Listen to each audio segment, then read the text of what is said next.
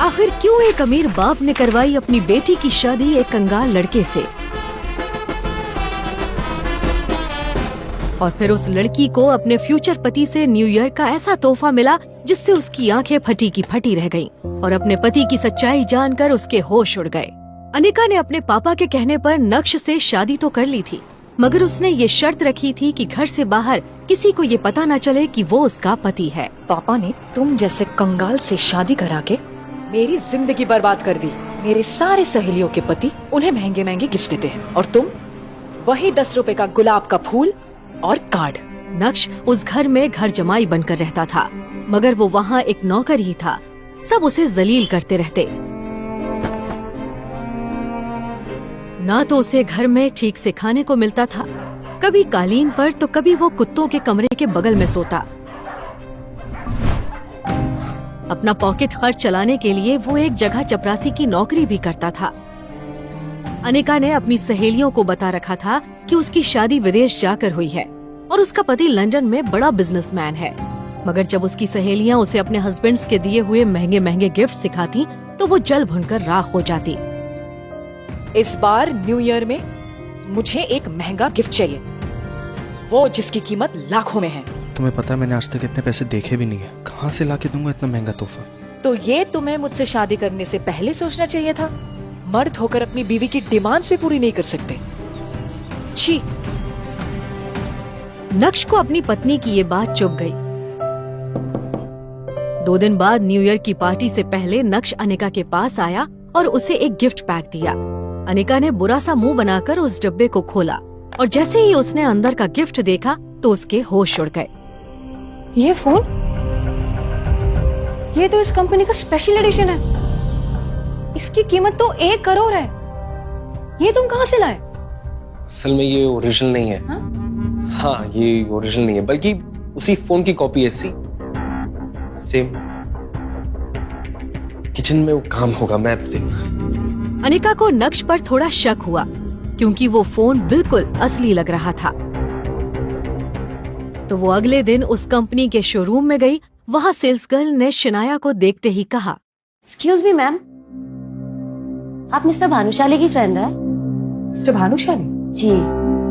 वो भानुशाली इंडस्ट्रीज के मालिक? यस। पर उन्हें तो आज तक किसी ने नहीं देखा। बड़े बड़े लोग उनसे बात नहीं कर सकते। नहीं, मैं नहीं जानती उसे, पर तुमने ऐसा क्यों पूछा? मैडम, आपके हाथ में ये जो फोन है ये स्पेशल एडिशन है।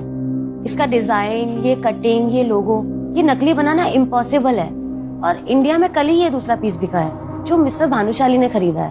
बट आपके पास ये फोन कहाँ से आया? क्या नक्श ही है मिस्टर भानुशाली या नक्श ने चुराया है ये फोन? कहाँ से आया ये करोड़ों का फोन बेरोजगार नक्श के पास? क्या है नक्श की असलियत? अगर वो इतना अमीर है तो क्यों रहता है अपनी ससुराल में घर जमाई बनकर? ये सब कुछ अब अनिका के दिमाग में चल रहा था, पर उसे विश्वास था कि कुछ न कुछ जुगाड़ करके नक्श ये फोन उसके लिए लाया होगा। कुछ दिन बाद अनिका उस फोन को भूल गई। एक सुबह नक्श घर के लिए सब्जी लेने बाहर गया था। तभी अनिका जल्दी रेडी होकर घर के हॉल में आ गई और गुस्से से चिल्लाने लगी, माँ, नक्श कहाँ है?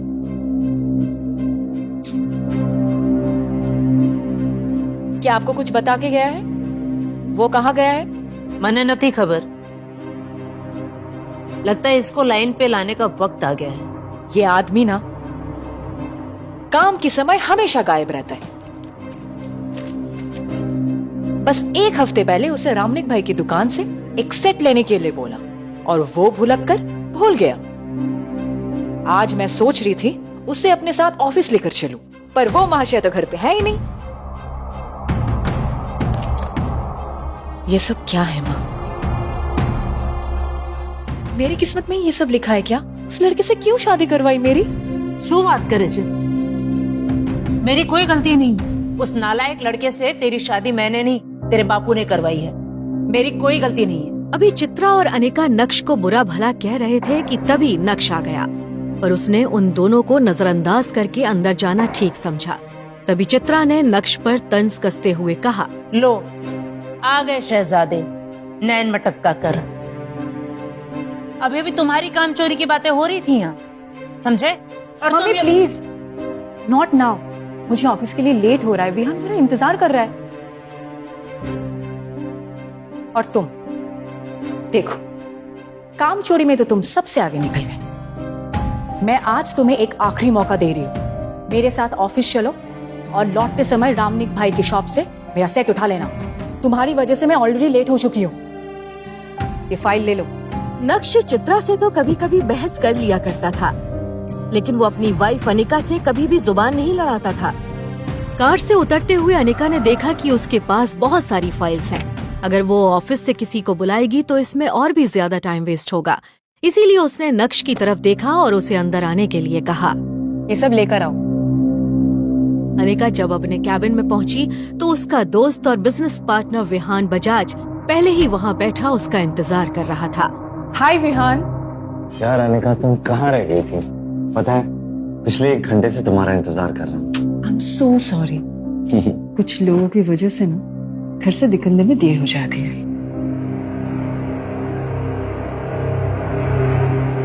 ये आदमी इतना खाली 1 घंटे से मेरी बीवी अनिका का इंतजार कर रहा। क्या हो विहान, बहुत मुस्कुरा रहे हो? कोई लॉटरी लगी है? हाँ, ऐसे ही समझो। तुम्हारा आना किसी लॉटरी से कम का है। ये देखो अनिका, हमारे लिए डायमंड का रेयर नेकलेस, सिर्फ तुम्हारे लिए।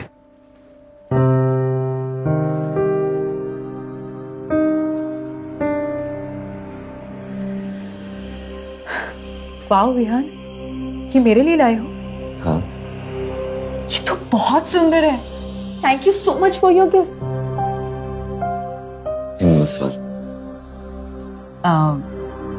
Can you?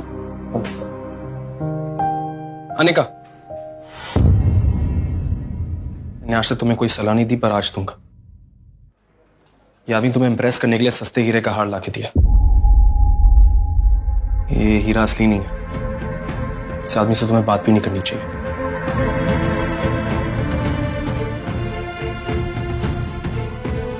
मैं वादा करता हूं, एक दिन तुम्हारे लिए असली रेयर डायमंड का हार लाके दूंगा, और इसके लिए जितनी मेहनत करनी पड़ेगी ना, मैं करूंगा। अपने दिल की बात अनिका के सामने रखने के बाद नक्श ने अनिका के जवाब का इंतजार भी नहीं किया और उसके कैबिन से बाहर निकल गया।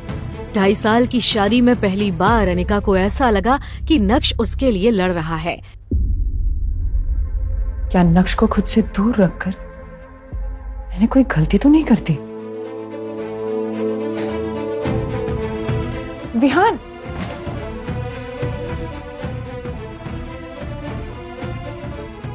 ये मैं क्या सोच रही हूँ?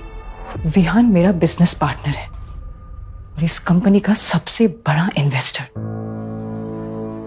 नक्श की इस हरकतों की वजह से अगर विहान ने मेरी कंपनी से बैकआउट कर दिया तो क्या होगा? नहीं, नक्श की वजह से मैं मेरी इतनी सालों की मेहनत जाया नहीं जाने दे सकती। मुझे नक्श की नहीं, मुझे विहान की जरूरत है। नक्श, ये क्या पागलपन है? हाँ, तुम्हें इतना हक किसने दिया है कि तुम मुझे अपनी बेतुकी सलाह दे सको? Shut up! तुम्हारी हिम्मत कैसी हुई? मेरी गलती थी कि तुम्हें यहां पर लेकर आई। अब तुम यहां से चुपचाप निकल जाओ। Just leave.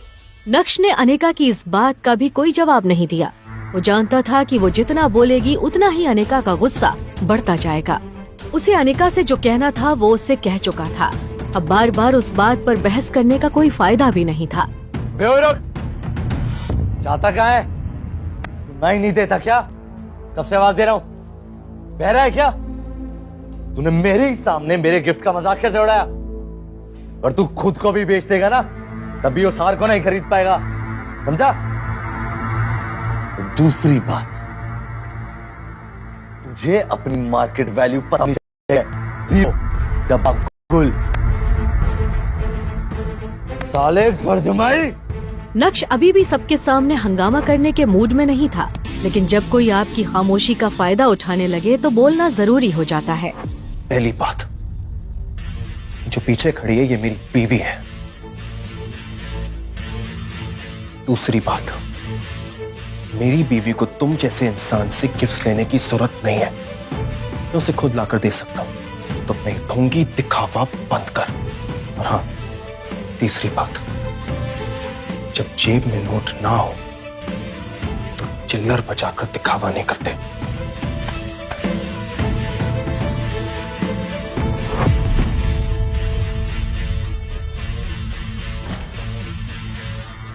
उसकी जलती आंखों के सामने सिर्फ नक्श का चेहरा घूम रहा था और वो जितना नक्श के बारे में सोच रही थी उसका गुस्सा उतना ही बढ़ता जा रहा था। पिछले कुछ महीनों से अनिका की कंपनी के हालात ठीक नहीं थे। वो मुश्किल से उसे संभालने की कोशिश कर रही थी। क्या करे उसे ये समझ नहीं आ रहा था। तभी उसे विहान मिला और जब उसकी दोस्ती विहान से हुई तब जाके उसे पता चला कि वो एक बहुत बड़े परिवार से ताल्लुक रखता है। और बस यहाँ से अनिका ने विहान को अपने जाल में फंसाना शुरू किया। और आज विहान न सिर्फ उसकी कंपनी का बिजनेस पार्टनर है बल्कि मेजर इन्वेस्टर भी है। और विहान की वजह से ही अनिका की कंपनी अभी चल रही है। इस कंपनी के सारे लॉसेस विहान ही बेयर करता है और अनिका को इसकी बहुत जरूरत भी है। अनिका का विहान से दोस्ती करना कोई आसान काम नहीं।